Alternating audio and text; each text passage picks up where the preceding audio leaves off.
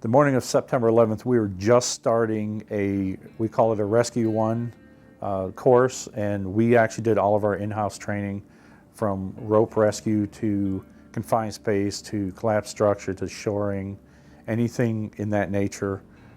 We trained.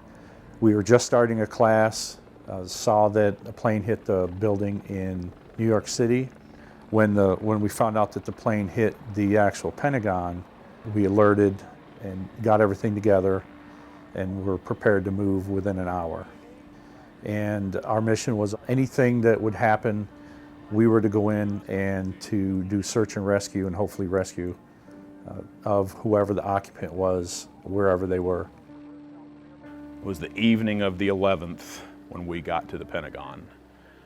And I remember the Pentagon still being on fire. A lot of the local fire departments had responded, Arlington County, Alexandria, Fairfax, Fort Belvoir. The priority was putting the fire out. The plane hit fully loaded with fuel, so it took a little while to get that under control. We found the incident commander, told him of our capabilities, let him know we were on the way, and waited on our unit to show up. While we were waiting on the rest of the unit, the main body, to show up, I took the first squad into the building to do a initial search and rescue. This was ended up after everybody that was going to come out was able to come out of the building. Sergeant Brown's mother-in-law worked at the Pentagon in the area where it had been hit. And his kids, I remember him talking to his kids and them trying to find Grandma.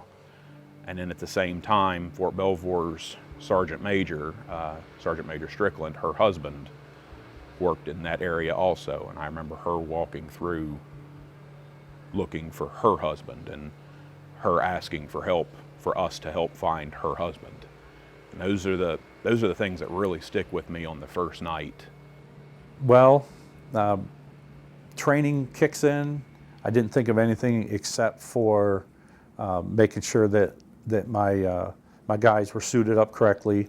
We wore a supplied air apparatus, and we went in and did the search. I knew that my mother-in-law was in the building somewhere, but I didn't know exactly where she was in relationship to the plane, where the plane went in. Just going through the motions, a lot of shock because we're not used to seeing, a 1.5 feet of water with fuel burning on top of it, and what we saw inside there. So just a lot of stuff going through my mind that I can't recall now, but a lot of it was just training kicks in, and you're not a robot, but you just let it work and make things happen. When we got there, everybody wanted to go to work. Nobody wanted to go to sleep, myself included. I think most of us was up for the first 2 or 3 days, point blank, because that's when, if you was to find somebody, that's when they're going to be alive. And it was all in. Nobody wanted to go anywhere. Most of us slept there either on our Humvees or in our trucks or on the ground. Well, what we were feeling was a lot of disappointment.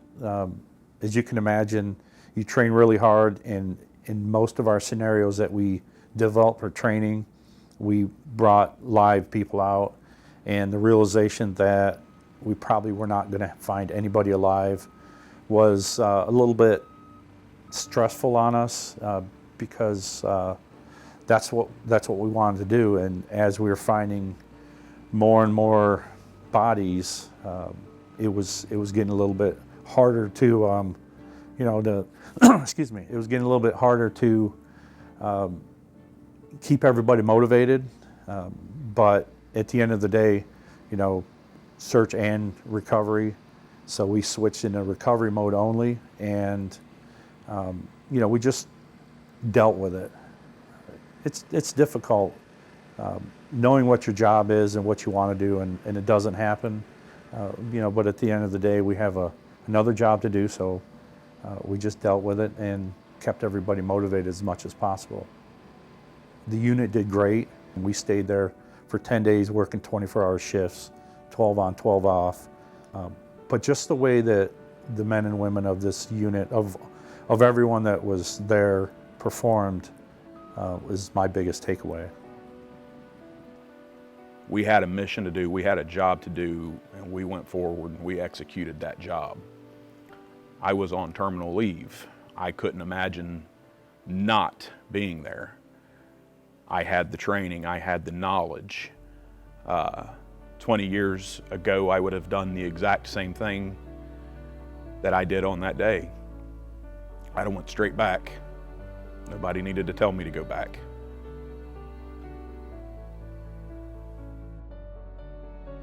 This is an engineer company that was standalone in all of the Army. And after this, there's people knocking down the door trying to get into this unit.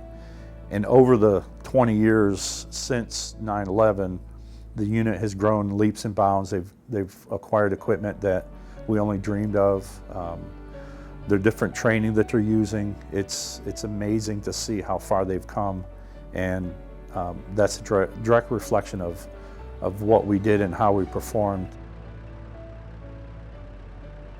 The biggest thing that I'm proud of is all of our training paid off. That the soldiers that went in there performed their duty, they did it well, they did it without any major injury, and they all came back safe to their family. That's the biggest thing that I'm proud of.